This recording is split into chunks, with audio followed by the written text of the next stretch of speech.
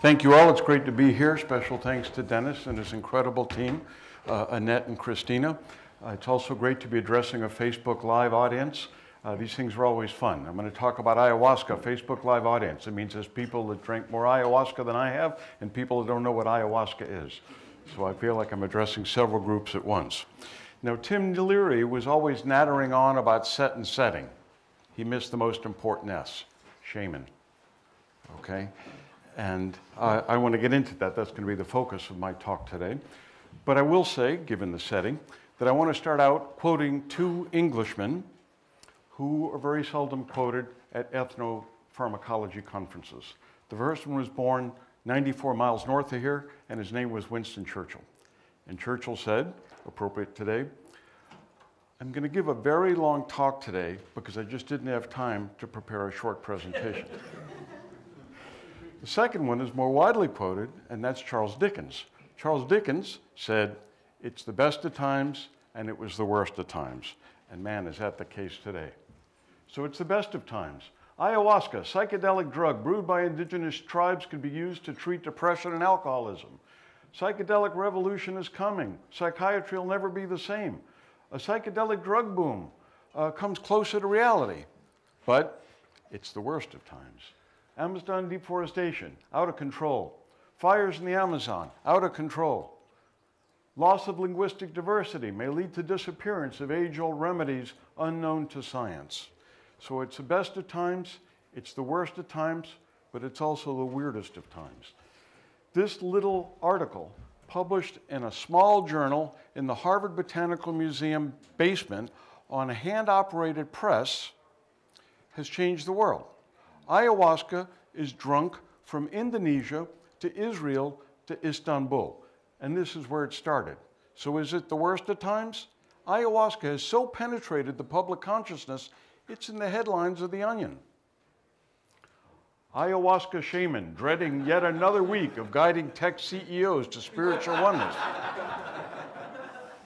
And even weirder, and I can't make this up, neither could The Onion. This is a true quote. A tech billionaire 2 months ago was quoted as saying, I took mushrooms and I finally understood Bitcoin. I don't think this is what these shamans, these taitas and the Sibundoy originally envisioned when they began to share their wisdom and their knowledge with the world.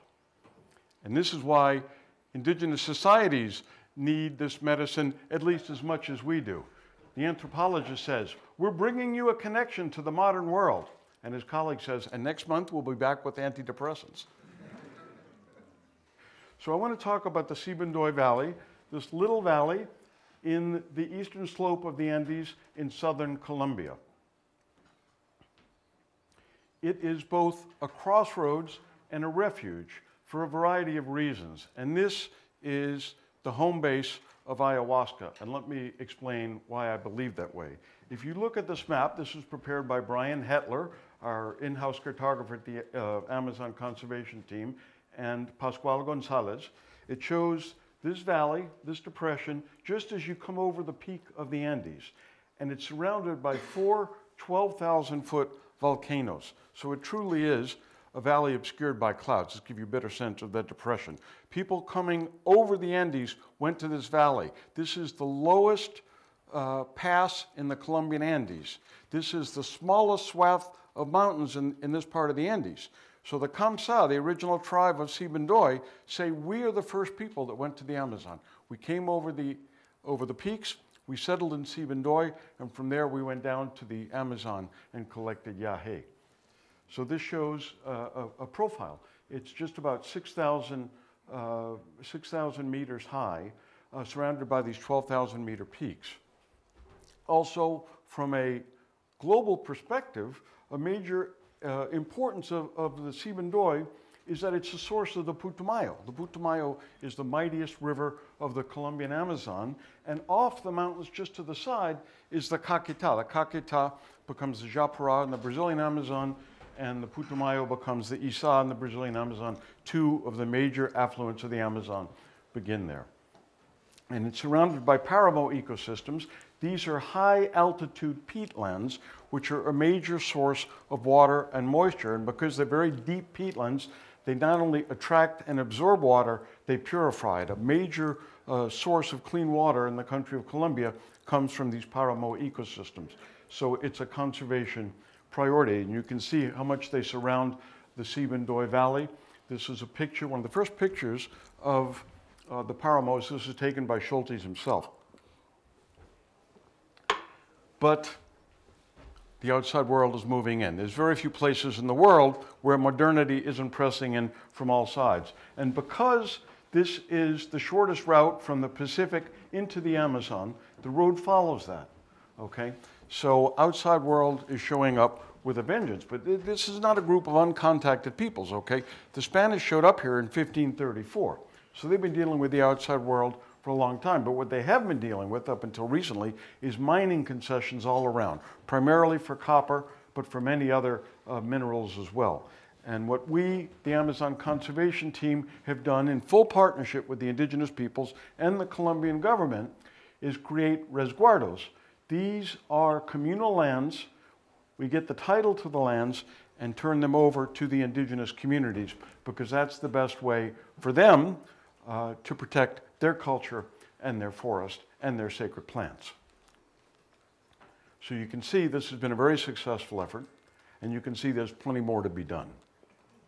So this is what the Sibundoy Valley looks like. Most of the lowland forest, it was once inside not really low, how would you say? It's lowland forest in terms of the Andes, but it's not really in the lowlands, has long been cleared for agriculture, for cattle. There's a couple of sizable cities inside. There's Laguna La Cocha to the west, which they consider part of the valley, even though geographically it's separate. It's an important collecting location. And here's the Putumayo River, which begins as a little stream. You can stand over it, and it picks up speed as it races out of the valley and down through the Andes to become this major Amazonian river. There's two tribes of indigenous peoples that live there. The Kamsa, who are the original peoples, they speak an isolate language, meaning it's not connected to anybody else, which does speak to a long period of isolation. And there's the Ingas, also known as the Inganos. They speak a language which is related to Quechua, the Incan language, essentially. They have very different origin stories, they have very different languages, but they live in a very similar style in terms of subsistence, the way they manage land, and more importantly for us, the way they manage their medicine. This is it. This is the ultimate plant of healing and power and knowledge, Banisteriopsis caapi. And I love collecting these quotes, trying to encapsulate what these plants are and what they mean. This was collected from a Kamsa shaman in the Sibundoy. Yahe is a force that has power, will, and knowledge. With it, we can reach the stars, enter the spirit of other people, know their desire to do good or bad. We can foresee the future of ours and other lives, see illnesses and cure them, and with it, we can travel to heaven or hell. And I've been both places with these guys, and I'm sure some of you have as well. Another aspect of their culture that's very much tied to Yahe and Ayahuasca is their art. The best known Ayahuasca art we heard about from Luis Eduardo Pablo Alvarenga, but this is true indigenous art based on their visions and essentially their cosmovision as well. It's really lovely stuff and deserves a wider audience. So I want to back up. I'm talking about how Yahe came to the world through indigenous society. I want to talk about how it came to the world through academic society. Much less important, but no less essential. This is the Agassiz Museum, now known as the Harvard Museum of Natural History, founded by Louis Agassiz in 1859. Agassiz was a great teacher and in many ways a great scientist, but he had two fatal flaws. He was a terrible racist and he was an anti-Darwinian, and I could give an hour lecture on that, but I'm not going to do that today. To refute Darwin, which was a fool's errand because Darwin was right and Agassiz was wrong, he organized the Thayer expedition to the Amazon in 1865, the last month of the Civil War. What was most important about the Thayer expedition was not Agassiz, it was not Darwin, it was this guy here, William James. William James is known as the father of psychology. William James was a rich white guy who hung out with other rich white guys, and his idea of diversity was go to Europe and hang out with other rich white guys. But all of a sudden, he dropped all that stuff and went to the Amazon and was working shoulder to shoulder with rainforest Indians, Afro-Brazilians, Brazilian military, Portuguese royalty. And this obviously impacted the way he thought and understood the human mind. If you go and look at William James's biography on Wikipedia, they don't even mention this. If you read James's biographies, and there's many, they don't talk about this as a formative experience. James went from the mouth of the Amazon all the way to the Colombian border. Now, there's no proof he took ayahuasca or anything else, but the fact that he was dealing with these other realities and cosmovision definitely had an impact on his way of thinking. This is the Department of Psychology at Harvard, William James Hall. And if you think it's too big a stretch to talk about William James to Richard Schultes, this is The Biology of Consciousness, which I recommend to everyone, written by my pal Brian Farrell at the Museum of Comparative Zoology. So if you ask people about Harvard and hallucinogens, most people think it began with Timothy Leary. It didn't. Many people in this room think it began with Richard Schultes. It didn't. 40 years before Schultes and Labar went to Oklahoma, William James took peyote. Not mentioned in a lot of his biographies. Now I have to say this, William James didn't like peyote. William James liked nitrous oxide. William James said he didn't understand Hegel until he took nitrous oxide. I took a lot of nitrous oxide in college. I still don't understand Hegel. But this whole point of altered states and creativity in Bruce's brilliant talk, I think, was just absolutely terrific. And I think trying to describe ayahuasca or mushrooms as hallucinogens is not doing it justice. Okay? It's like the 7 men describing the elephant. Calling them hallucinogens or calling them entheogens, that's like the 2 guys. What are the other 5 descriptions? Here's another term I like, ideogen. We take these things to enhance creativity.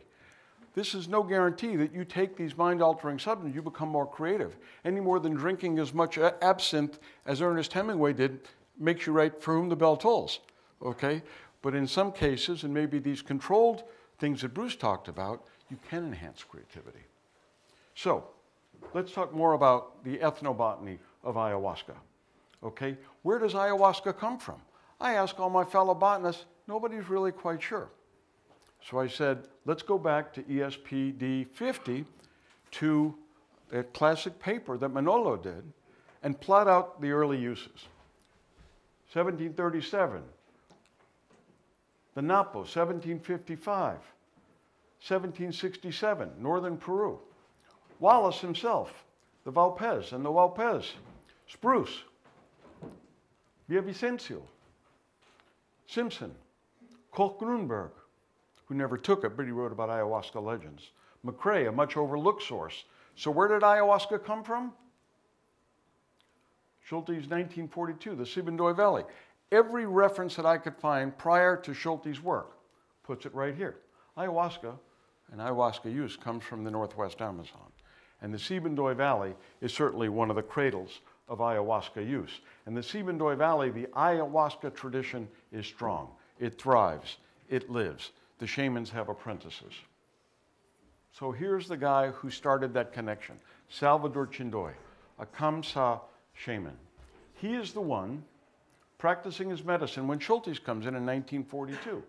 And he's the one who teaches it to Schultes in this iconic image. Here's a question. Why do so many people know Maria Sabina and they don't know Salvador Chindoy?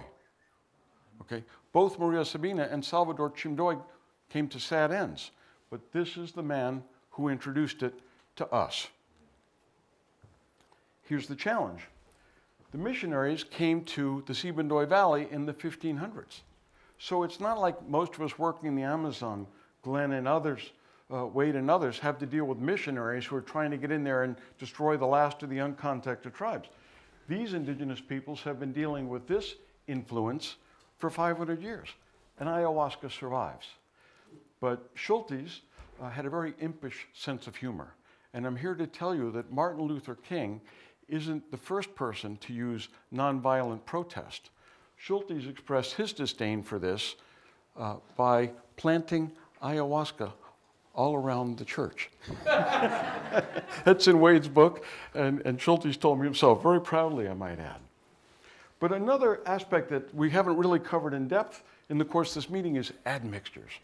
People listening are looking for careers in ethnobotany, admixtures. Ayahuasca, we know there's over 100 plants used as admixtures, 40 different families represented. The future of entheogens, hallucinogens, ideogens has got to be with a greater focus on these admixtures. This is the most famous of all. In fact, you saw it yesterday in Luis Eduardo's great talk. This is the snake Brunfelsia. Brunfelsia are, of course, the famous tree daturas, very psychoactive. And they're also fabulously beautiful. When we talk about the value of hallucinogens, pure beauty has got to be part of it. The aesthetics have got to be part of it. Conservation cannot be just about money or medicine. It's got to be about ethics. It's got to be about beauty. It's about celebrating cultural and botanical and zoological, where's Paul Stamets, and fungal diversity, okay? All of those things as one. Here's a relevant picture. Luis Eduardo showed Michael Harner's classic book on hallucinogens and shamanism, and it was Michael who pointed out that there really were witches in the Middle Ages. And how did they fly? They rubbed tropane alkaloids on broomsticks, which is why the original paintings, the original lithographs, they're naked. That's putting the tropane alkaloids right on the mucous membranes. And so in Sibundoy, they're using these same tropane alkaloids. One of the things I'm coming away from this conference with is a lesson that many of these chemicals are found in more than one place. We talk about ayahuasca alkaloids in Sibundoy. But we heard from Shaheen's excellent presentation this morning. Those alkaloids have long been in use in Iran and other places. So here's the original drawing of that most potent of plants, Methysticodendron amesianum, named in honor of Schultes' mentor, Oakes Ames. It's now been synonymized as Brugmansia aurea variety culebra. But again, it's a horticultural beauty, in addition to being a medicinal powerhouse. And for those of you who are interested more of the story of how we went from the 19th century natural history of Alfred Russel Wallace and Richard Spruce to where we are now, Schultes is connective tissue. And I want to encourage everybody to read Wade's book, One River, which is a classic account. And I want to encourage you to visit the Amazon Team website and see how his story has been told as a storybook map, which is working in many dimensions shamanically. And in honor of today's event, I just dropped a new episode on my podcast focusing on Schultes and his relationship to peyote.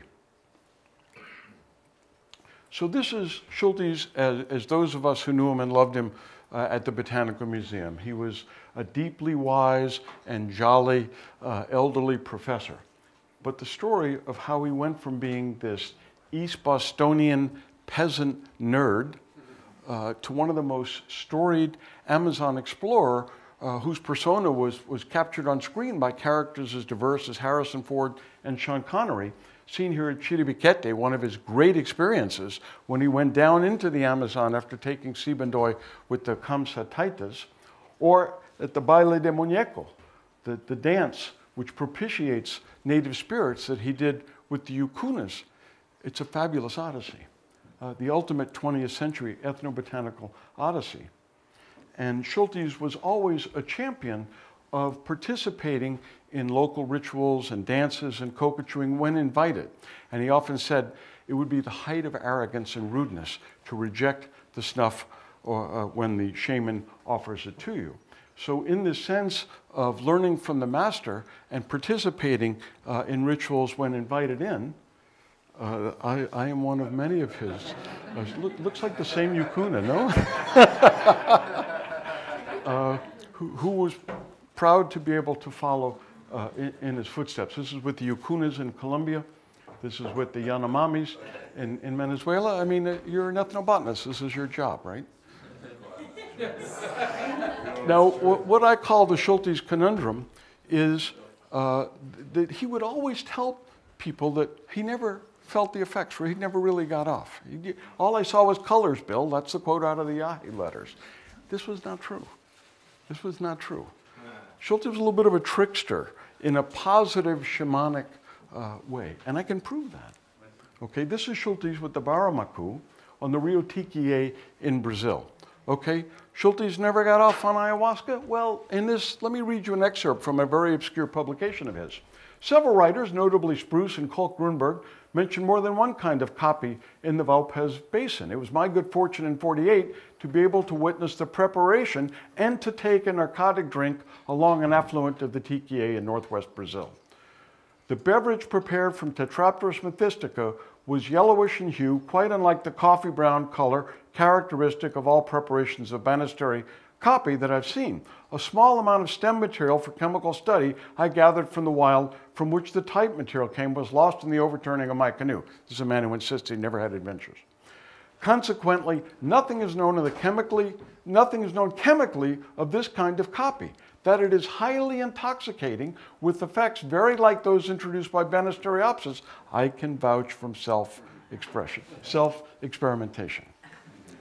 And I'll take it further and prove that yes, Schultes did get the effects of ayahuasca. This is the big reveal.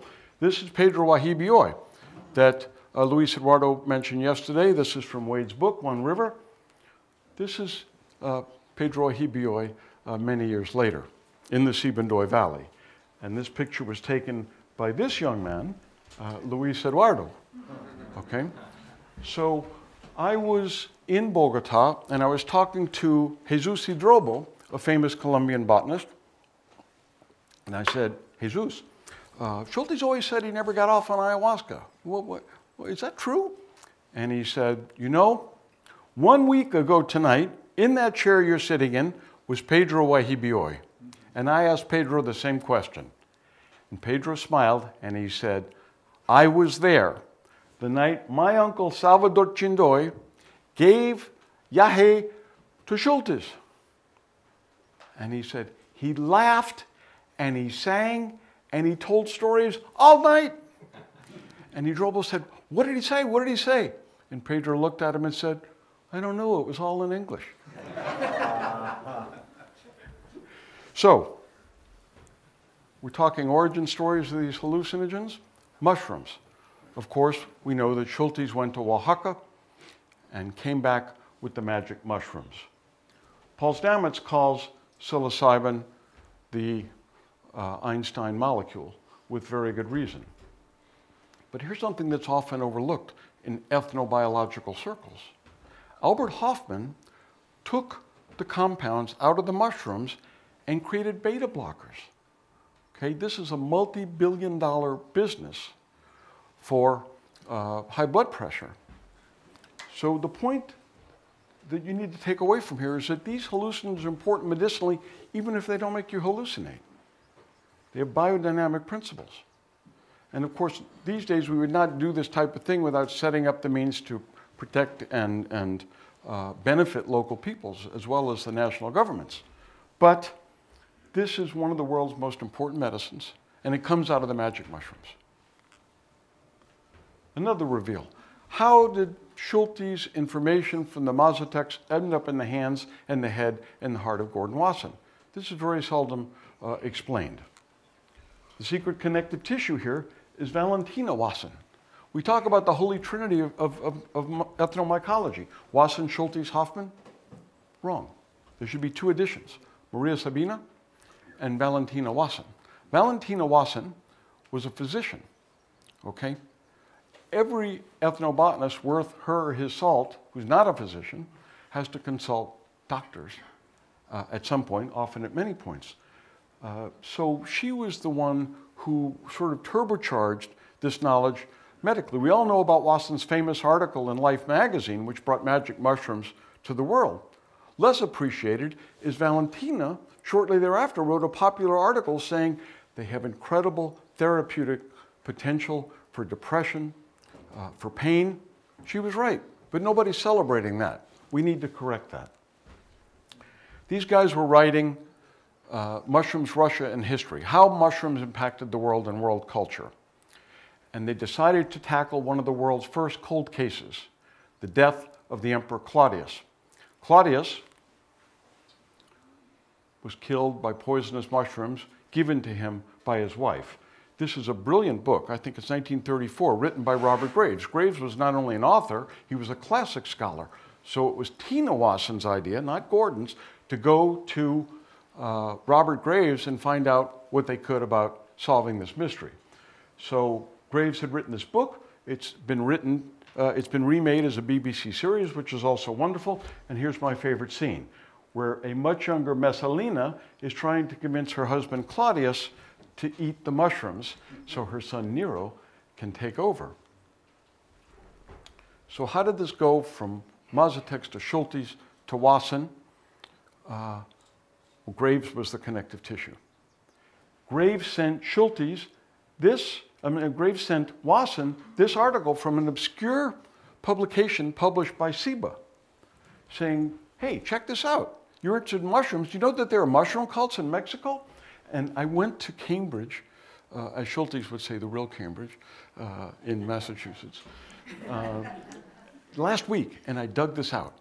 It says, my dear Gordon, perhaps too late for inclusion in your book, but useful, all the best. Serendipitously, Robert. And at the bottom, he underlined this. Identification of Teonanacatl, Schultes' paper.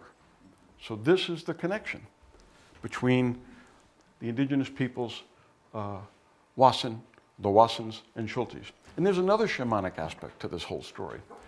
This is J.P. Morgan, Jr., the banker. Wasson was working for J.P. Morgan while he was doing this work. So what's the shamanic connection? Morgan did his undergraduate work at Harvard. And he was interested in business, but he loved mycology. So when they started to build the Farlow Herbarium at Harvard to house their specimens of cryptogamic botany, that is fungi and lichens, they went to J.P. Morgan, who was a major funder of the Farlow Herbarium, where Wasson and Schultes specimens are kept today. But another message I want to leave you with, and I haven't heard this in any of the talks, there's more hallucinogens out there. Okay? This is not the end of the story. We're doing all this great stuff with psilocybin. We're doing all this great stuff with ayahuasca. There's more stuff out there. 1969, Lauren McIntyre was exploring the border between Peru and Brazil, came back with this frog, Cambo. I mean, now you can buy it on the internet, right? But I work with the trios now for over 3 decades, and at the 3-decade part, they said, oh, and by the way, we use 2 hallucinogenic frogs. I said, why didn't you tell me that? I've been here 30 years, you didn't tell me that. They said, no, you've been here 30 years, you haven't asked me. So how do we go about saving this shamanic knowledge and these shamanic landscapes and these plants and these animals and these fungi? For us at the Amazon Conservation Team, a very important part of it is land titling. In other words, getting title to the lands and giving it to the indigenous peoples themselves. This has been most successful in Colombia. We're actually working a lot in the north, in the Sierra Nevada, the home of the Kogis, the Arhuacos, the Cancuamos, and the Wiwas. We've set up 3 of these resguardos there with the Emberá, who also live in the Chocó in Panama, the Inga Kamisa in Sibundoy, where we started, and the Muruwi Winani, better known as the Huitotos, right? Yeah. So we're the Amazon Conservation Team. We work primarily in the Amazon, but this approach has gone so well that indigenous peoples around Colombia have asked us for help, and that's how we spread out.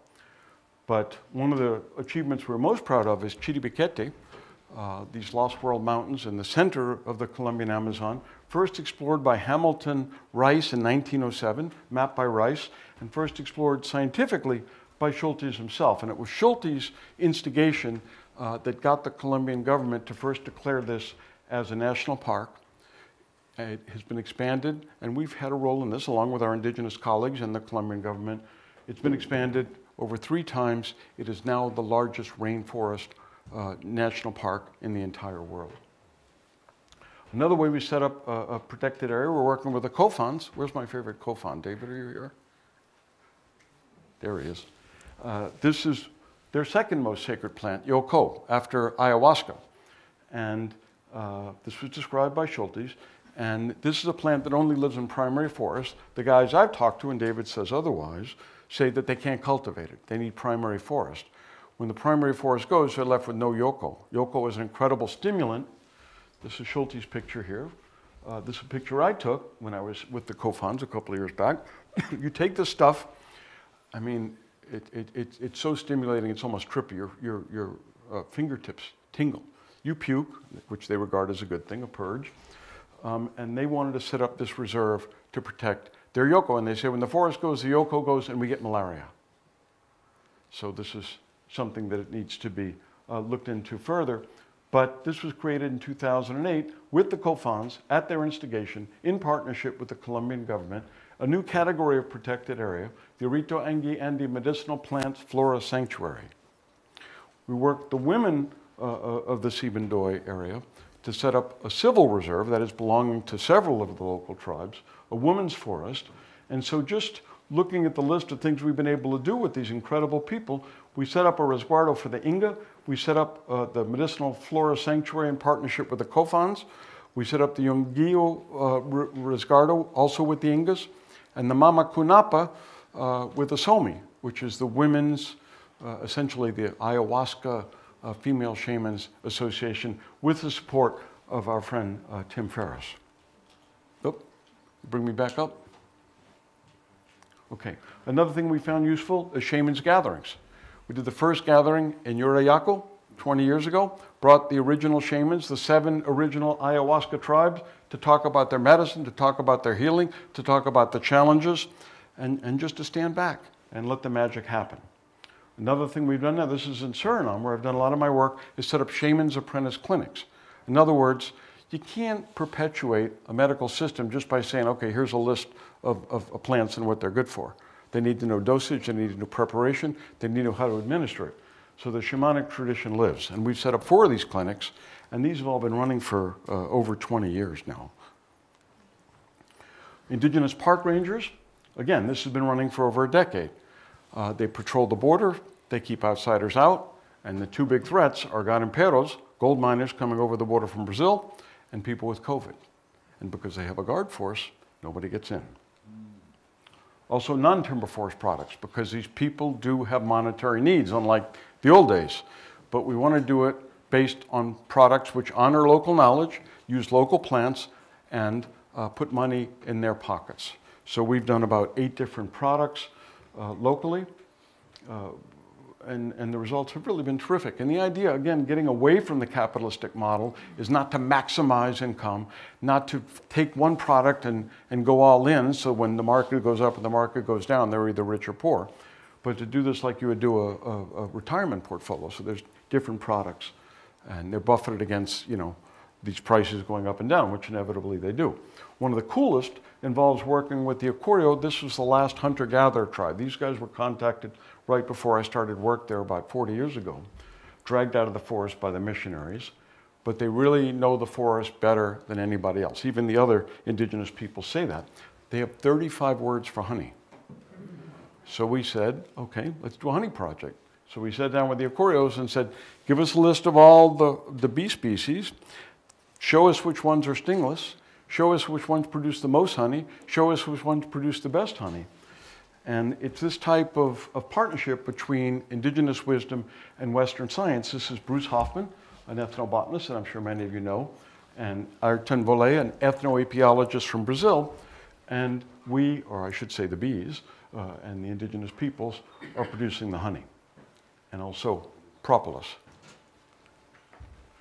Another priority has been that of uncontacted people. We estimate there are about 70 isolated groups, people living in voluntary isolation throughout the Amazon, but mostly in that triangle where Peru, Brazil, and Colombia come together. So the last thing we want to do is contact them, right? We want them to live their lives as they wish. They know we're out there. They know there's an outside world. If they want to make contact, they can. But we want to keep out fundamentalist missionaries. Okay? We want to keep out narcos. We want to keep out people that just want to go in there and take pictures. And so we were able to work with the Colombian government and the contacted tribes. The contacted tribes are the secret sauce. Groups like the Witoto, who said, there are our indigenous brothers and sisters. They protect the heart of the forest. We don't want anybody going there. So we were able to design and have President Santos sign the legislation. You see Liliana, the co-founder of the organization, Carolina, the head of our Northwest program, smiling broadly because this was written into law.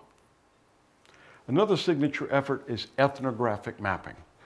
The mapping that was done in the Amazon indigenous territories consisted of cartographers go in, they ask the Indians some names, make a map, and hand it over.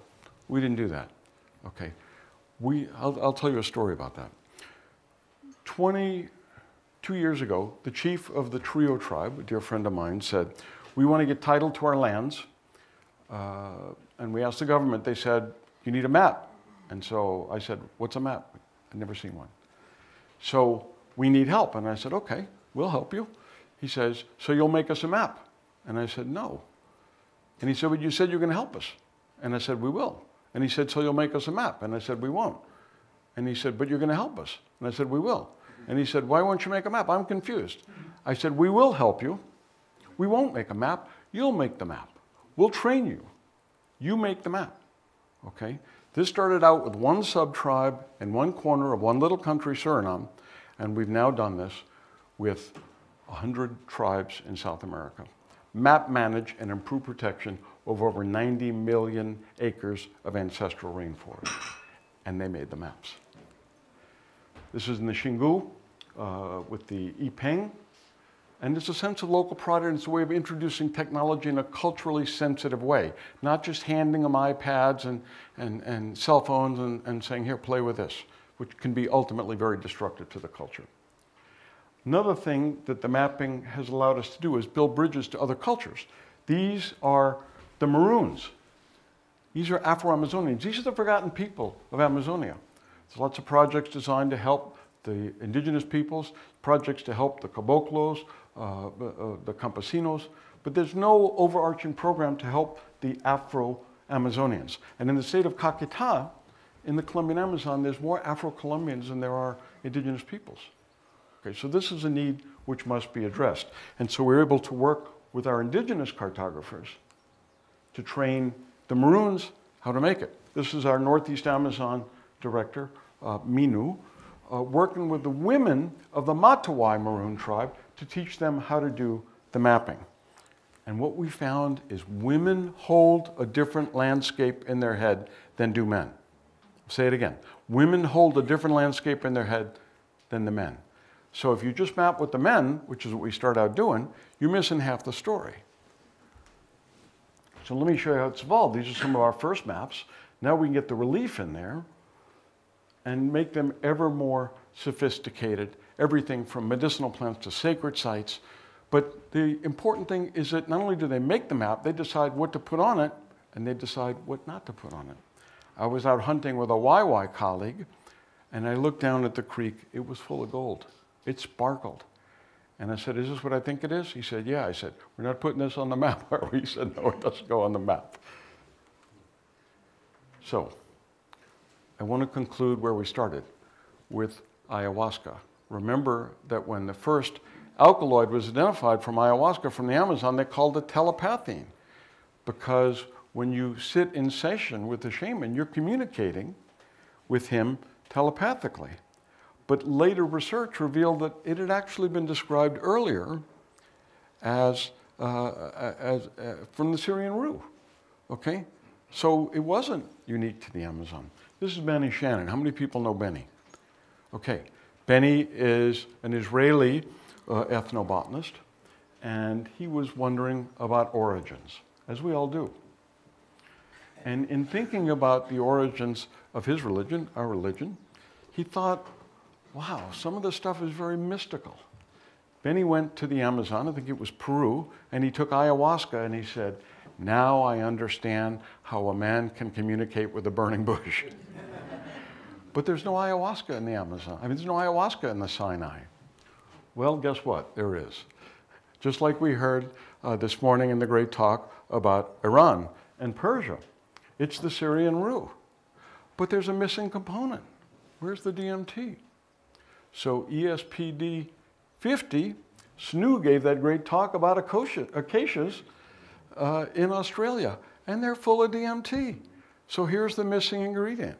You've got all the ingredients to have the same experience. Is this proven that the Bible was written under the influence of ayahuasca alkaloids? No. This might be very upsetting to some people, but it's a theory.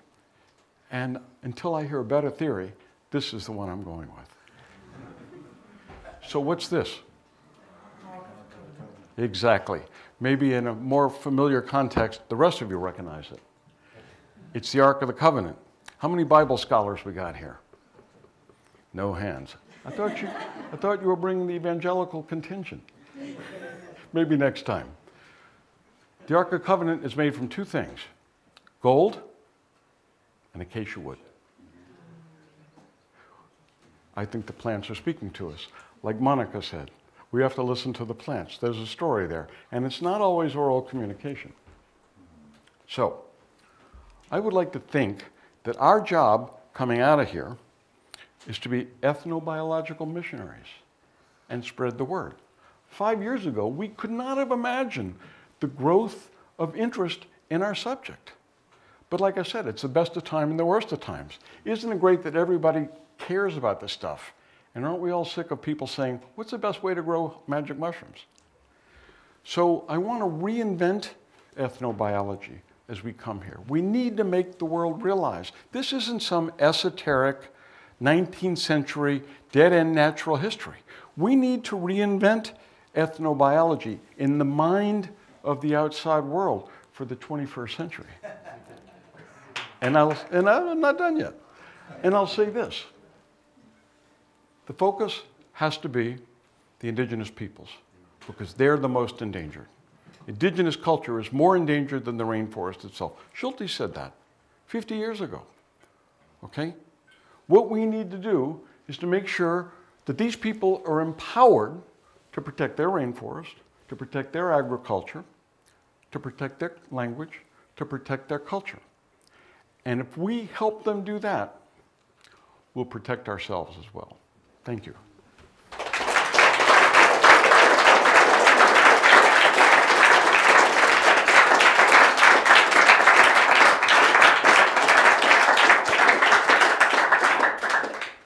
So we have time for a couple of questions. Yes, we do. We have one back here. Hi, Mark. Thank you very much. You're a great inspiration. So at the Fungi Foundation, we've been working on mapping ancestral and traditional uses of fungi around the world. And we've encountered, several, I'll say hurdles, internal hurdles that have led us to even develop the first ethnomycological guidelines, as a group with our board and advisory board and team. But I'm wondering how, in your work, you are looking to reconcile the attraction that this new ethnobiology can bring. Taking, for example, quinoa as an example, where, Peruvians, many can't even afford their quinoa anymore. And on the other hand, managing the power struggles that occur inside indigenous communities when capitalism arrives, and now they're empowered with land titles and etc. Understanding that, of course, agreeing that that's exactly what has to happen. But how have you managed this? This is like a greatest hits approach. These concerns concern me greatly, and I think they concern all of us. Okay, we don't want to find the cure for anything and have them cut down the Amazon to grow it. Okay, we were bemoaning the fact that nobody cared about this stuff. Nobody valued indigenous wisdom. Now they value it so much. Look at the devastation in Iquitos. So it's clearly a double-edged sword. And it's clearly, there's a saying in Surinamese, which is, to every complicated question, there is an answer which is both simple and wrong.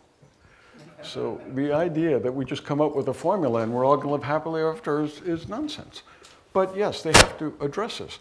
And what worries me is where the cat's out of the bag, or the fungi's out of the bag in terms of the fungi that are now, psilocybins everywhere, figuring out how to help the poor Mazatecs. I mean, that's what you're doing, right? It's not easy. I do think it's easier to do this stuff ahead of time than once the stuff is in the marketplace. I mean, look at Cambo. Cambo came out of Peru. Javari came out of Brazil, but it was being used by indigenous peoples in Peru, and now it's all the way to Suriname. So if you're going to do benefit sharing, how are you going to do that? Difficult. But just because something difficult doesn't mean you shouldn't do it. I mean, you heard Bruce's great talk. You know, the possibilities have never been greater, but the threats have never been greater. So the candle's being burned at two ends. And there's clearly no easy answer, but it's another thing we should come out of this damn meeting and put our shoulder to the wheel. Because if we don't do it, it ain't going to get done. And I do want to say something else that touches on this tangentially, because it's really been stuck in my mind the whole last hour. Bruce talked about the orchestra and Amanda's great quote about the default mode network. We've all experienced shutting down the default mode network. That's why we're here, among other things. However, the analogy of an orchestra, yeah, you're getting rid of the conductor and everybody plays their own song. You know what? I don't want to hear an orchestra without a conductor, not in Carnegie Hall, not in the Amazon. I want a conductor, and I want her or him to be a shaman. So this guidance and this intellectual value has to be part of any equation where we're trying to solve these environmental issues. I mean, it's one of the great things that I took away from spending time with Schultes, reading Wade's book, thinking about this, living with these people.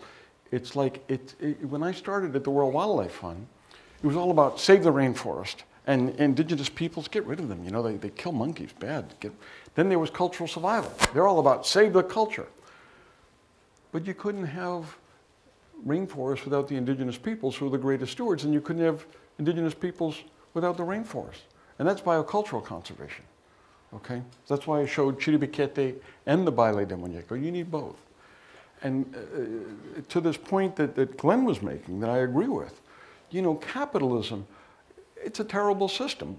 Not that there's a better one, but the idea that if we just introduce capitalism, whether it's non-timber forest products or it's payment for intellectual property rights, is going to solve this problem.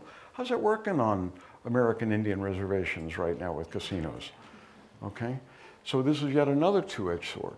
But nobody's here because any of this stuff is easy, right? Nobody's here because they have all the answers.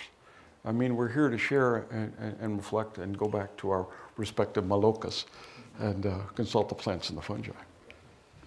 Other questions? Mark, that was absolutely brilliant. But this is really bugging me. If Syrian rue exists in Africa, Asia, United States, and Europe, as do acacia, what examples are there of combining Syrian rue with acacia? None that I know of. That's crazy. But it's sort of like mushrooms. Nobody knew that anybody was taking hallucinogenic mushrooms out of Siberia until Schultes went down there and some of the other people like Whiteland found out they were. So the second question, or the third question, would be, is it reasonable then there are indigenous people that are combining Syrian rue and acacia? Or were the Israelis, you know, Israelites long ago doing that? And what does that say about, oh wow, how do I say this without sounding really bad? What does that say about the common belief that indigenous people know everything about their ecosystem? And it's my belief that there's a continuum of knowledge, of rediscovery and novelty, and it's not set in stone, it's not a chronological date that ends, but we are continuously discovering things in our ecosystem, as is the example of acacia and Syrian rue. So I'm just wondering, are there any hints of using acacia and Syrian rue when they co-occur in all these ecosystems at the same time? Do you know of any? Let me start by admitting my ignorance. I've not done any ethnobotany over there. So there may be people that know more about this than I do, but I've seen or heard no evidence on either of these. But I didn't know that people in Iran were using Syrian rue until this morning. So for some student out there in Facebook land looking for a thesis topic, this would be something to follow up. But I'm going to throw it back in your field, Paul, because I brought Daniel Winkler to Suriname to do some work on finding mushrooms as another non-timber forest products. Okay, what could they eat? What could they sell? And they didn't know anything. And we were all stunned because we all thought, oh, well, when we ask them, they're really going to give us all these names of all these mushrooms and so on and so forth. And they didn't know anything, which means A, they didn't want to share it, but I don't believe it because I've been working with these guys for decades. Or B, they didn't know anything, or they knew very little, as I suspect after this experience, which really opened my eyes. Or C, the elders knew it and they're gone. Well, that's a really, well, That's a really good point. My good friend Giles, who was the president of the Haida people in the Haida Gwaii, formerly called the Queen Charlotte Islands. They don't like to use that name because that's the ship that brought in smallpox. You know, this is an island 40 miles off the coast of Canada. They would disappear into the mist. They were a warrior tribe. And because of two pandemics of flu, two pandemics of smallpox, his grandmother knew about some of these sacraments being used, psilocybin mushrooms, but he said since such of the knowledge was passed down orally, the threads of knowledge have been cut. So he had stories or legends in the past. I wonder how many threads of knowledge have been cut because of religious wars, because of persecution, because of suppression of minorities. I believe it's the minorities that have led and pushed the envelope. It's never the majority.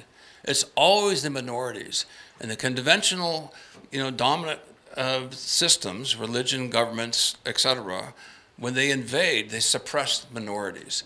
And how many times have we rediscovered in the human species these sacraments, only to have the threads cut again, and we rediscover again, and they're cut again. So I think we're in a continuum of rediscovery of these sacraments in nature, irrespective of any ethnicity. It's the way of human existence to explore, to discover, to share. Totally agree, Paul. And this goes back to Charles Dickens. It's the best of times, it's the worst of times. Because kids want to learn the old ways because they can earn a living at it. I mean, it should be more than that, but that's the case in many of these instances. However, what's still out there, like those last few groups in Oaxaca, that fortunately these people went and found. And how much has just gone forever? And how much can be, now we're getting into some really esoteric territory, how much can be rediscovered through ayahuasca? For example, one of the tribes that Schulte worked with, the Corowahis, when we started the work with the shamans there, they had no more shamans, okay? But they said by working with their closest cultural affiliates and taking enough ayahuasca, they could recreate the shamanic tradition. So is that shamanism or is that neo-shamanism? I mean, I don't know the answer, but I thought it's kind of an interesting bridge in addressing these issues. So I don't know if I answered your question, but it's food for further discussion for sure. Just to add to that, right now in the Netherlands, which is one of the countries with the most sort of ayahuasca facilitators per citizen, more than 60% of the ayahuasca that is being served is actually anahuasca made with Syrian rue and Mimosa hostilis. So, whether it was used and forgotten, I can tell you that it has a very bright future ahead of it.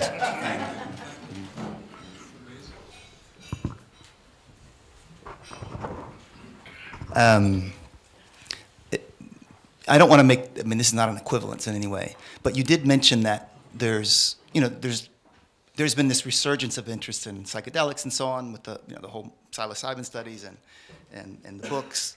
And yet, again, it's not equivalent, but indigenous peoples are threatened, clearly. But I think ethnobiology is also sort of it's not a dying field, I want to say that, but Schulte's retired, Harvard never hired an ethnobotanist. Roy Ellen retired here in UKent, Canterbury, and they shut down the ethnobiology program. I've just learned, I was just tragically learned, I was just getting ready to, someone wrote me and said, where are there good ethnobiology programs? I was going to say Hawaii. I just learned that Tamara Tickton left. There's no more ethnobotany in Hawaii. And so I think as important as it is for this psychedelic revolution and these companies that we've heard from several representative companies to support indigenous peoples in the first place, but we need to think, all of us, how can we establish ethnobiology with a disciplinary home and not be constantly lost between the cracks? Totally agree. And it shouldn't all hang on hallucinogens. That's just a small part of the story when you look at indigenous culture around the world. So we need a bigger picture here. It shouldn't all be about whether companies do the right thing or not, because often they don't. Usually they don't. It shouldn't just be about academia restarting us, but that's a real hole in this, okay? None of us have had any success in getting academia to set up a department. Now, let me give you a perfect example. Hamilton Rice. It's interesting that you bring that up, Glenn, because that's one of the things that we have, what we want to talk about tomorrow in the McKenna Academy. This is becoming one of our ambitions, is to bridge, the scientific knowledge and the ancestral knowledge, and a key part of that is to reactivate, foster essentially an ethnobotanical consortium to reintroduce ethnobiology into academic programs, so that the decisions to discontinue these programs is very short-sighted, because the habitats, the people, and the knowledge are all inseparable. These programs should be enhanced and expanded. I'm sure you're in the same position. You get so many people asking me, where can I go to study ethnopharmacology or ethnobotany? And I have to honestly say, there isn't any one good place, or there should be an abundance of good places. But I also think that we can learn from the mistakes of the past. In a sense, this shouldn't be some top-down academic endeavor entirely. It should be bottom-up as much as possible. That's why we have to work with the indigenous people to make this happen, and make sure that they have a big stake in the way this is done, how it goes forward. Now, there are so many companies and so many individuals that are patenting psychedelics, making huge profits. So this is part of the obligation of reciprocity. The corporate world, the scientific world, the non-indigenous world. Indigenous is a, double-edged term, but people that are not part of the Western global, global culture can't dictate from the bottom up, from the top down, how this is going to go. We need to listen to the people that live in these environments that have this knowledge. I like you, and I think Mark, and I think Wade as well, indigenous people are not, they want to share their knowledge, but they want to do it in a way that their contribution is recognized And valued. and compensated fairly, however that may be. Not necessarily financially, but in some way to preserve the cultural vitality of these cultures, and that can't be done without preserving the habitats and the plants, because that's where the people live, that's where the plants are. So, I like your quote, Mark. There are many complicated questions to which there are really no simple answer. It's complicated. I don't know, but we have to develop the will and some way to go forward to make sure that that this knowledge is not lost, and that means the habitats and the people must not be lost either. Easy to say, hard to do. I don't have the answers. Lots of questions.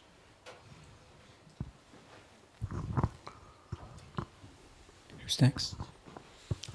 Glenn, just building on that point, and Dennis, your point, are you seeing greater support for ethnopharmacology and ethnobotany programs in other countries? Is that one way also of sort of, indigenous knowledge coming into the academy in local universities, and are there any efforts that you're seeing there that are paying off?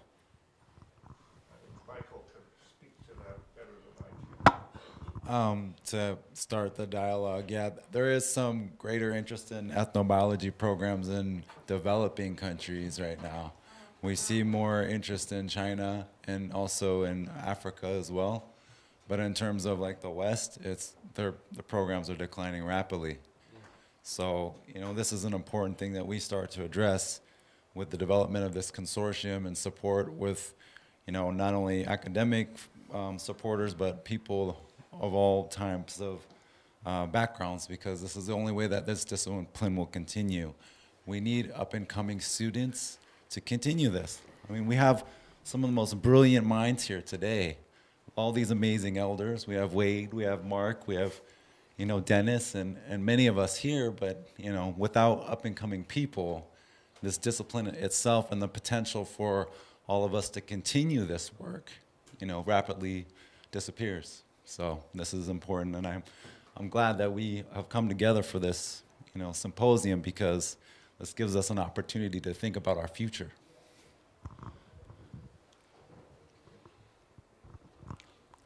Next. Yes, thank you, Mark. I remember meeting Mark with Schultes at Harvard in 1985, and it's great to see the career which I followed from afar. I just want to refer to what Paul said about cutting the bonds and losing information, but also to the gentleman that said that I've been teaching at the University of Hawaii, finished 48th year. And we lost our ethnobotany major. We had a program, undergraduate and major. Michael Coe was part of that. I don't believe it was Tamara Tickton that left. Will McClatchy, who was a major leader in that, left. Tamara's still with us, and I just helped finish an ethnobotany PhD. But what I wanted to say was, think of Andrew Weil's best-selling book 55 years ago, The Natural Mind. And I always ask my students, okay, be honest. Did you ever, when you were young, do you remember spinning around to alter your consciousness? And I don't care whether they came from Guatemala or Samoa or Japan, they all say, oh yeah. Now, where did that information come? From inside. As we moved out, and I'm going to discuss this coming up, moved out of whether it was Africa, we looked for plants. We were hunters and gatherers, and we needed to get, whether it was all the information, we needed to do several things, including not only getting food to eat, but getting food to feed our innate desire to understand where we came from, where we're going.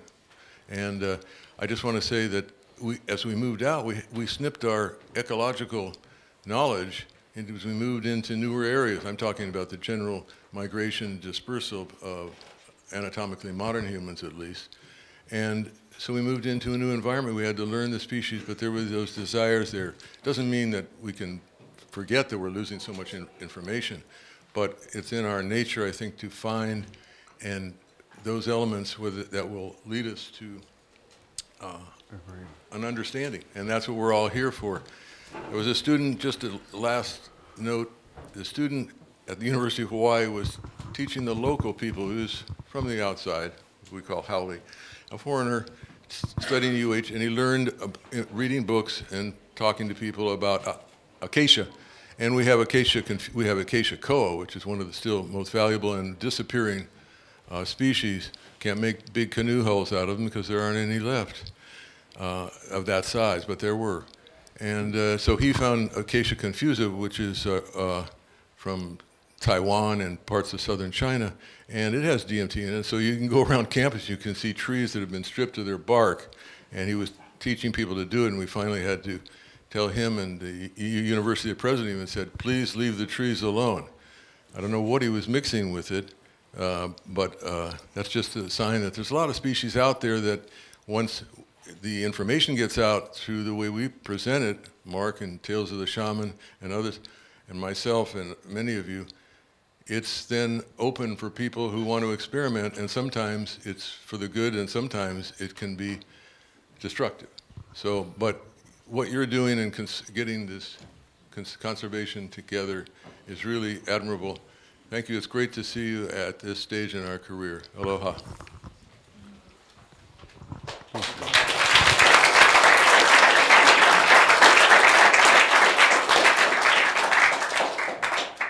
Okay, can I say one more thing and we'll finish up?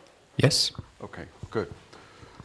I want to close with a quote, which I think weaves together Dennis's talk about receptors on the surface of cells, and my talk and some of the others about the shamanic wisdom, which is inexplicable through the lens of Western science.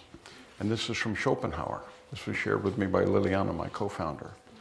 Now, I don't understand Schopenhauer. Maybe I should take more nitrous oxide like William James did to understand Hegel. But here's the quote. Talent is hitting a target that no one else can hit. Genius is hitting a target that no one else can see. That's what the shamans are doing. Thank you very much.